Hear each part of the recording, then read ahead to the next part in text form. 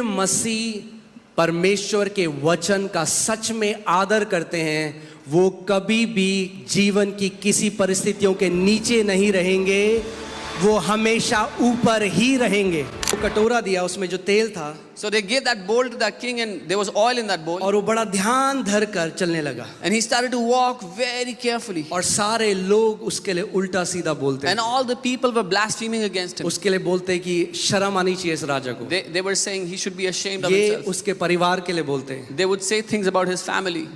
गलत गलत बातें, गंदी गंदी बातें उसके लिए Evil बोलते things they spoke about हैं। him. मगर वो बड़े ध्यान धर कर But he चलता was रहा। very careful and he kept एक walking. कदम, दूसरा कदम, One step, next करते step. करते उसको पूरा एक दिन लगा, मगर वो अपने राज्य में पहुंच गया। It took him one entire day, but he got into his kingdom finally.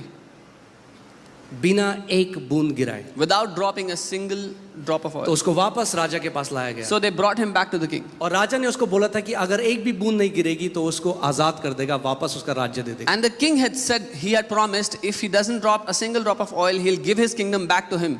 तो राजा ने उससे पूछा So the king asked कि तुझे इतना लोग बोल रहे थे, that people were cursing इतनी you. गंदी गंदी बातें, तेरी निंदा कर रहे थे, They were accusing you, saying evil things about you. तूने क्यों नहीं रिएक्ट किया? Why did you not react? उसने कहा मैंने तो सुना ही नहीं, He said, I never heard anything. क्योंकि मेरा ध्यान इतना ज्यादा उस कटोरे में था Because all of my focus and attention was there in that bowl, कि मुझे सुनाई भी नहीं दिया कि कोई मेरे बारे में क्या कह रहा that I could not even hear what people were saying about me. है। ये जो मिट्टी रूपी बर्तन है, इसमें परमेश्वर ने पवित्र आत्मा उंडेला है। God has put his Holy Spirit in this earthen vessel. छोटी छोटी बातों में मत लड़ने जाओ हर किसी से। Do not go to fight with people over little things. क्या लोग आपके बारे में बोलते हैं, What क्या people say अफवाहें about फैलाते हैं, जो परमेश्वर ने आपको दिया है वो बहुत कीमती है। What God has given to you is extremely precious.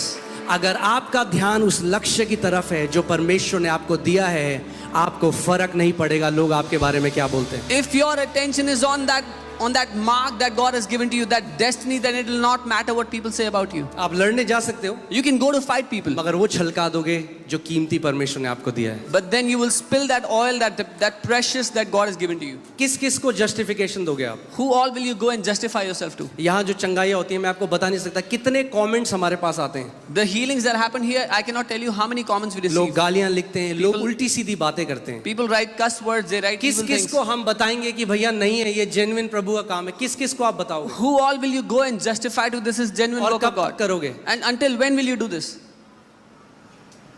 असल बात ये है, The real thing is, यीशु ने कहा जब उन्होंने मेरी निंदा करी तो तुम्हारी भी करेंगे। Jesus said they hated me, they criticized me, they will also criticize you. मगर आप देखोगे वो कभी लड़ने नहीं गया। But he never went to fight his case. आप चुप रहो, You stay quiet. परमेश्वर को आपका जवाब देने दो। Let God answer on your behalf.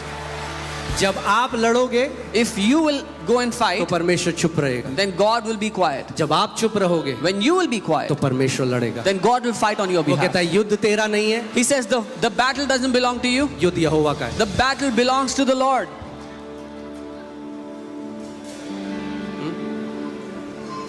कई लोगों ने मुझे कहा ये फॉल्स चर्च है, ये खत्म हो जाएगा। Some people say this is a false church, it will not last. मैंने कहा अगर फॉल्स चर्च है तो मैंने उस रात प्रार्थना करी, मैंने कहा यीशु मसीह आज खत्म कर दे। I said, Lord, if this is a false church, end it tonight.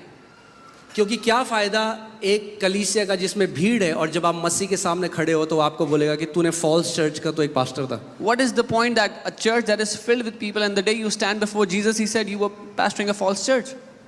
मैंने कहा प्रभु आज खत्म। I said, Lord, end it today. मगर अगर तूने इस चर्च की नींव रखी है But if you have laid the foundations तो of this नरक के church, फाटक कभी प्रबल नहीं होंगे। then the doors of hell, the gates of hell will not prevail against this church. आमीन। Amen. सो जब आप कलीसिया में आते हैं, मैं क्यों आपको एक कहानी बताता, अपना फोकस वहां रखो जहां सबसे जरूरी है। Why did I tell you that story? Because when you come to the church, put your focus on the most important matter. Number 1 चीज जिसके लिए आप आते हो कलीसिया में, The prime reason, संगति भी नहीं है, The वो prime- वचन है, वचन।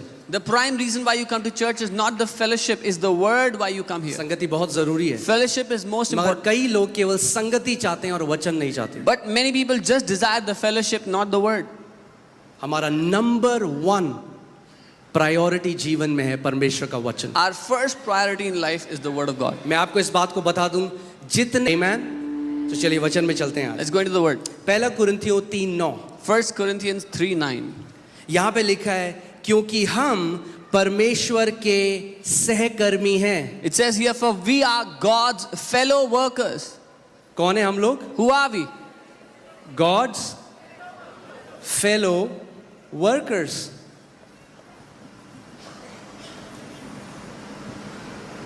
हम परमेश्वर के क्या हैं? सहकर्मी हैं, यानी उसके साथ काम करने वाले हैं। We are God's fellow workers. It means we work together with Him. If we are God's fellow workers, then we have to know how God works. अगर हम परमेश्वर के सहकर्मी हैं तो हमें समझना है परमेश्वर कैसे काम करता है। We have to learn how does the kingdom of God operate. हमें सीखना है परमेश्वर का राज्य कैसे काम करता है। Amen? Amen. क्योंकि हम क्या हैं परमेश्वर के? Who are we? सहकर्मी, colleagues. The fellow workers, the colleagues of God.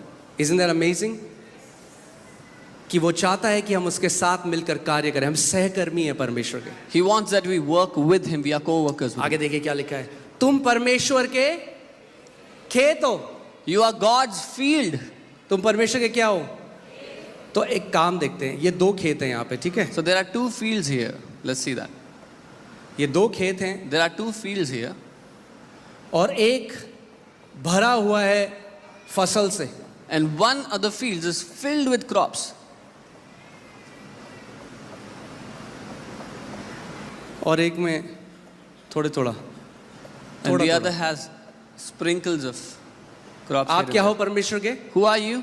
खेत। The field of God. एक भरा हुआ है, फसल लहलहा रही है, One is filled with crop, with harvest, और एक में कुछ भी नहीं है। and the other has barely anything. इस खेत में किस चीज की कमी है? What does that field lack? हाँ, सीड। किसकी कमी है? सीड, यानी बीज, यस, बीज। It lacks seed. बीज की कमी है। It lacks seed. जब आप अलग अलग मसीहों को देखते हो, When you see different believers, किसी के जीवन में आप बहुत ज्यादा फल देखते हो, in one believer's life you see many किसी के fruits. जीवन में आप कुछ फल नहीं देखते। In one's life you barely find so anything. मसीह लोग क्या सोचते हैं? वो परमेश्वर है जिसने उसके साथ किया और मेरे साथ नहीं किया। So what believers think is God has done plentiful with him but not with me. वो सोचते हैं कि अगर किसी के जीवन में बहुत फल है, वो परमेश्वर ने कर दिया और हमारे जीवन में उसने नहीं किया। They think if somebody has so much fruit in their life it is because God has done it for them and but not for me. परमेश्वर पक्षपाती नहीं है, God does not differentiate. वो प्रेम करने वाला परमेश्वर He is है। a loving God. आमेन। यहाँ पे जो खेत में कमी है वो क्या है? What does this field lack? बीज। और मरकुस की पुस्तक, मरकुस की चौथी पुस्तक में लिखा है कि बीज क्या है? परमेश्वर का वचन। In Mark 4 the word of God says, what is that seed? It is the word of God.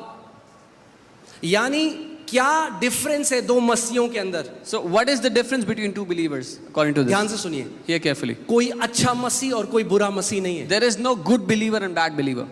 फिर से मैं बोल रहा हूँ, I'll say it again. अच्छा मसीह और बुरा मसीह नहीं है। There is nothing like a good believer or a क्योंकि bad एक believer. बार जब आपने मसीह में आ गए, आप उसके लहू से धुले गए, आप उसकी धार्मिकता बन गए, आप पवित्र लोग हो चुके हो। Because when you are in Christ, you are washed with His blood, you are holy. सो अब कोई अच्छा मसीह और बुरा मसीह नहीं है। So there is no good or bad believer anymore. अब यह है कि खेत जिसमें बीज पड़े हैं और कुछ खेत ऐसे हैं जिसमें बीज नहीं पड़े। Now the matter is a field which is filled with seed and a field which has no seed. यानी अब आपका हार्वेस्ट परमेश्वर नहीं डिसाइड करता, आप डिसाइड करते। Which means God does not determine your harvest, you do it. आमेन। आप परमेश्वर का क्या हो? खेत हो। You are God's field. जब एक किसान खेत लेता है, क्यों लेता है खेत? When a man buys a field, why does he buy it? क्या चाहता है वो खेत से? What does a man want from his field?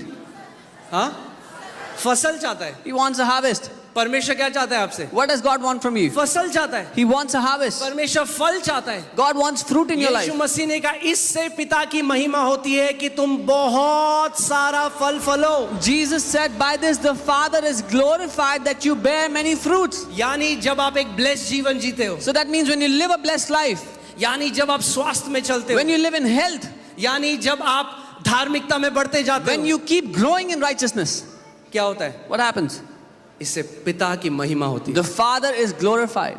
जब लोग आपके जीवन को देखते हैं when people see your life, तो यीशु मसीह ने क्या कहा, वो तुम्हारे जीवन को देखें और परमेश्वर पिता को क्या करें, Jesus said, let them see your life and glorify your Father in heaven. Amen. Amen. सो अगर मैं चाहता हूं, एक जो किसान है वो एक खेत में एक बारी बीज नहीं बोता, So a farmer does not sow the seeds in his field just one time. बार बार बीज बोता रहता है और कट नहीं करता रहता है, बीज Again- बोता रहता है और कट नहीं करता रहता है। यही मसीह जीवन भी है, बीज बो कट नहीं करो, बीज बो कट नहीं करो। Again and again, the farmer sows the seed and he reaps a harvest. He sows the seed, reaps the harvest. This is what the Christian life is. Sow the seeds in your heart and reap the harvest. परमेश्वर ने आपको अपना वचन दिया है जो उसका अविनाशी बीज है। Bible God has given you His word, which is His indestructible seed. अविनाशी बीज का मतलब वो कभी करप्ट नहीं हो सकता। Incorruptible seed, which can never be corrupted. अगर आप सच में एक कमिटमेंट के साथ परमेश्वर के वचन को अपने हृदय में बोते हो तो ऐसा नहीं हो सकता कि आपका जीवन ब्लेस्ड ना हो। If you intently sow the word into your heart, this is not possible that you will not live a blessed life. आमेन। वचन कुंजी है, The word is the key. वचन हमारे जीवन का आधार है। The word is the basis for our life. आमेन। हमारा नया जन्म भी परमेश्वर के वचन से ही हुआ है। Our new birth is according to God's word. आमेन। अब मैं आपको एक चीज बताना चाहता हूँ, हम जब इस दुनिया में आए हैं, When we have come to this world, परमेश्वर का वचन पहला थेसलोनियंस 5:23 में हमें बताता है कि हम क्या है। परमेश्वर ने हमें अपने स्वरूप में बनाया, तो हम क्या हैं, हम एक आत्मा है। 1 Thessalonians 5:23, God has made us in His image according to His likeness. So हमारे first, पास प्राण है we are a spirit, we have a soul, और हम एक शरीर में रहते हैं। and we live inside a body. बोलिए, मैं एक आत्मा हूं, मेरे पास प्राण है और मैं एक शरीर में रहता हूं। Say, I am a spirit, I have a soul, and I live in a body. ये जो आप देख रहे हो ये आप नहीं हो, What you see, this is not you. आप एक आत्मा हो। You are a spirit. Amen. Amen. So Bible clearly differentiate करती है इन तीन चीजों के बारे में। So Bible clearly differentiates between these three things. सो जब एक बच्चा पैदा होता है When a child is born, तो सबसे पहले क्या सीखता है वो? what does he learn first? वो सीखता है अपनी बॉडी को कैसे, वो फिजिकल ट्रेनिंग करता है, He learns to physically train his body. जो हम कहते हैं मोटर स्किल्स। एक बच्चा जब पैदा होता है अपने हाथ हिला के देखता है, कुछ चीज़ पकड़ने की कोशिश करता है, अपने मुंह में डालता है सारी चीज़ें। Yeah, we call it motor skills. The child learns to use his fingers, tries to taste everything. वो क्या कर रहा है, वो फिजिकल ट्रेनिंग कर रहा है, अब सीख रहा है, ट्रेनिंग के द्वारा जा रहा है कि इस शरीर को मैं कैसे इस्तेमाल करूं। The child is physically training his body, so how he can use the body. आमेन। और बच्चा बढ़ता जाता है, हल्के हल्के उसकी स्किल्स बढ़ती जाती है, मोटर स्किल्स बढ़ने लग जाती है, देखने की शक्ति, सुनने की, जो सारे 5 सेंसेस हैं बॉडी में, वो एक बच्चा यूज करना सीख जाता है। And the child becomes more and more proficient how to use these 5 senses, how to use his body. Amen. Amen. फिर क्या होता है, जब आपका बच्चा 2 साल 3 साल 4 साल, माता पिता पे डिपेंड करता है, फिर आप क्या करते हो, उसको स्कूल में डालते हो कि ताकि वो क्या सीख जाता है, फिर वो आप उसको स्कूल में डालते हो कि वो इंटेलेक्चुअल ट्रेनिंग या मेंटल ट्रेनिंग में आप उसे डालते हो। When the child turns 2, 3 or 4, the parents send them to school so they can be trained intellectually, कि वो बुद्धि और ज्ञान में बढ़ सके। so they can grow in wisdom and understanding.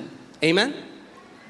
मुश्किल तो नहीं है, It's not difficult, right? सब भेजते हैं अपने बच्चों को स्कूल में। Everyone sends their children to school. Why? Because we want them to exercise their mental faculty. क्योंकि हम चाहते हैं कि वो बुद्धि में बढ़ें. लैंग्वेज सीखे, They learn केमिस्ट्री languages. सीखे, They मैथ learn- सीखे, साइंस सीखे, They learn different subjects, जो yeah, मेंटल फैकल्टी है वो डेवलप हो। which will help develop their mental faculty. आमेन। होता क्या है, मोस्ट लोगों के केस में वो हमेशा इन 2 चीज़ों को डेवलप करते हैं और कभी स्पिरिचुअल ट्रेनिंग के थ्रू नहीं जाते। So what happens to most people is they train these 2 things, but they never go through spiritual training. एक आत्मिक प्रशिक्षण भी है। There is also a spiritual training. आमेन। और बहुत सारे लोग मर जाते हैं बिना जाने हुए कि उनकी आत्मा कैसे कार्यशील होती है। And many people die without ever learning how their spirit works. जो मसीह में नहीं आया, जो बॉर्न अगेन नहीं है, वो स्पिरिचुअली डेड है, उसकी आत्मा मरी हुई है। Those who have not been born again, have not accepted Jesus, their spirit is dead. मगर जिन्होंने नया जन्म पाया है, But अब हमें सीखना है कि हमें परमेश्वर के साथ कैसे मिलकर कार्य करना है। those who have been born again, we need to learn how to work together with God. मैं पहला तिमोथी 4:8 पढ़ता हूँ। 1 Timothy 4:8. क्योंकि देह के प्रशिक्षण से कम लाभ होता है। For physical training is of some value. Amplified में देखिए कितना अच्छा लिखा है, physical training is of some value. शारीरिक प्रशिक्षण का थोड़ा लाभ है। जो फिजिकली ट्रेनिंग करते हैं, बाइबल नहीं कह रही कि उसकी कोई वैल्यू नहीं है, सम वैल्यू, थोड़ी वैल्यू है। The Bible is not saying that those who train physically have no value. It has some value. But godliness जो है स्पिरिचुअल ट्रेनिंग लेकिन ईश्वरीय training, godliness, is useful and value in everything. वो हर एक बात में, सब बातों में लाभदायक है। आप समझ रहे हैं? You understand? आपकी जो स्पिरिचुअल ट्रेनिंग है, Your spiritual training, ये बहुत ही पावरफुल है। अगर आप स्पिरिचुअल ट्रेनिंग को एनरोल करते हैं, ये केवल आपका आज इंपैक्ट नहीं करेगी, बाइबल बताती है आपके आने वाला कल को भी इंपैक्ट करेगी। your spiritual training not only impacts your today but also the days to come. आमीन।